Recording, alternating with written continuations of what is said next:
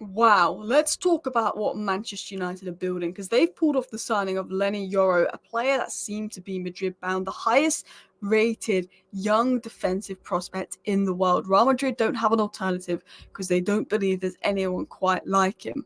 They also have the highly talented Kobbie Mainoo, who was starting a major final for England at age 19, scored a goal in the FA Cup final at 19, and only just turned 19, is absolutely phenomenal. Lenny Yoro is 18 and played more games than any other teenager in Europe's top 5 league, bar 2 players who were ahead of him. He even played more minutes than Garnacho last season.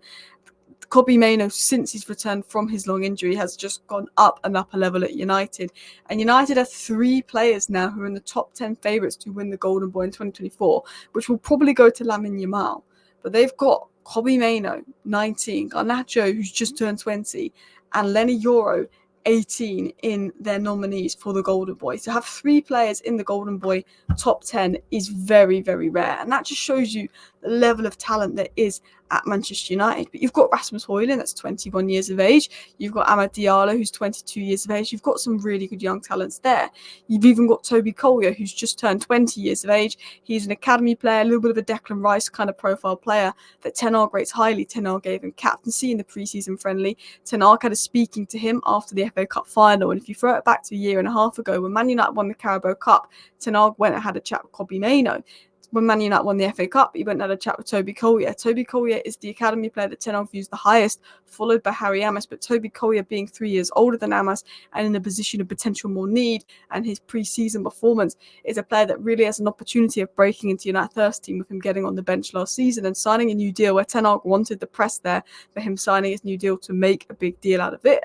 If you look at the Man United academy, Harry Amos, Shea Lacey, if he can stay fit, is probably one of the most talented players in England.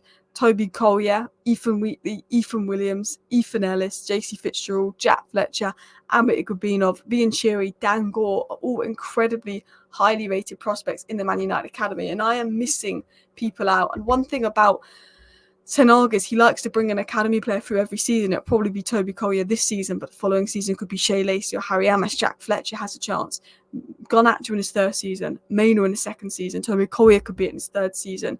You know, if you look at Ten Hag at Ajax, he put a lot of faith in academy players, De Ligt, De Jong, Jurriën Timber, just to name a few, Mazraoui, Gravenberch. He put a lot of faith in youth.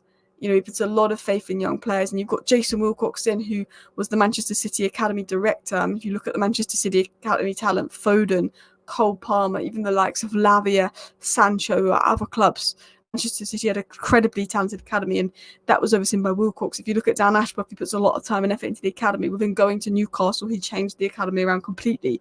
Lewis Miley came through. There's a lot of focus in the United academy, and that is United's DNA. Manchester United are even looking at top academy stars from other academies, like Arsenal players. I'd love Man United to get Mikey Moore from Tottenham, but we're not linked to him. But we could potentially be scooping up other academy talents. Now, one thing about United is 2 years ago, they got Toby Collier from Brighton. A year ago, they got Harry Amos from Watford. 4 years ago, they got Alejandro Garnacho from Atletico Madrid and Willy Camboala from France. Manchester United love to do scoops of the best academy talent, and that's probably the one area of recruitment they've done well in recent years. But not just about the academy, let's talk about the first team and potential deals. Yoro 18, Mainoo 19, Garnacho 20, Højlund 21, Amad 22, Xerxes 23 to have high involvement. If they get Ugarte in, he's 23, Branthwaite in, he's 22, De Ligt is only 24, Diego Dalot and Malacia, fullbacks, 24 years of old, Mason Mount is 25, Lissandro Martin is 26. They've got some pretty young players and a few players in their prime. The likes of Rashford, Bruno Fernandes will be in their prime now, but they've got a lot of good talent at United. They're building the ultimate football factory for the future. INEOS said this is a long-term project, what we're building at United. We're building for the future, and building for the future is exactly what Manchester United are doing. It's crazy what Manchester United are building. The most talented academy. Their academy won the league. The academy won almost everything. We're like essentially unbeaten in the league. We're unstoppable. The under-18s is probably one of the best under-18 sides they've had in recent years. Phenomenal. They've got some such talented youth in Yoro, Garnacho, Mainoo now, who'll be regular starters. And they're signing young players, and INEOS are now signing the right kind of young players and investing in a philosophy and a long-term project. United, they've got a proper sporting director who's going to make sure the academy pathway can be really aligned with the way that Man United want to play under Ten Hag, so they can develop easier. the future of Man United's youth and academy is incredibly exciting. And if you look at the players that they've signed, like Lenny Yoro, you look at this here. This is something Liverpool fans made when they thought they were going to get Lenny Yoro, lol. But you look at ball playing ability and aerial duels one. Lenny Yoro is at the top with Van Dijk. Lenny Yoro is that Van Dijk replacement long term, that Rafa Varane placement long term. He's that next big right centre back. And Lenny Yoro has the ability to step into midfield. He started his career as a DM, and Ten Hag asked Sandro Martin to do that last pre-season before his injury. That could allow for tactical adaptations. Lenny Yoro has the physical traits needed to be a top defender. He's tall, he's got long legs, he's very fast, he can cover ground with ease. Out of possession, his intelligence of the game, his ability to read the game is brilliant. He's shown at Lille he's a good box defender, which is what you need in a Varane replacement.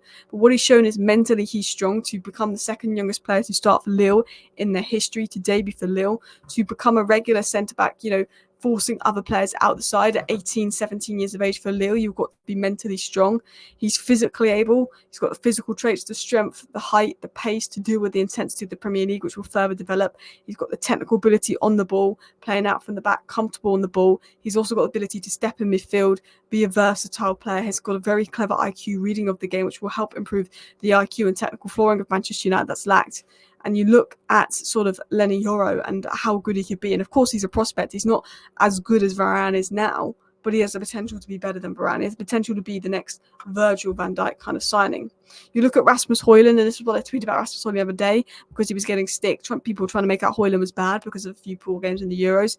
But if you watched Højlund play last season, he got 16 goals at age 20, which was only one less than Jackson had last season, who had a much higher XG create for him.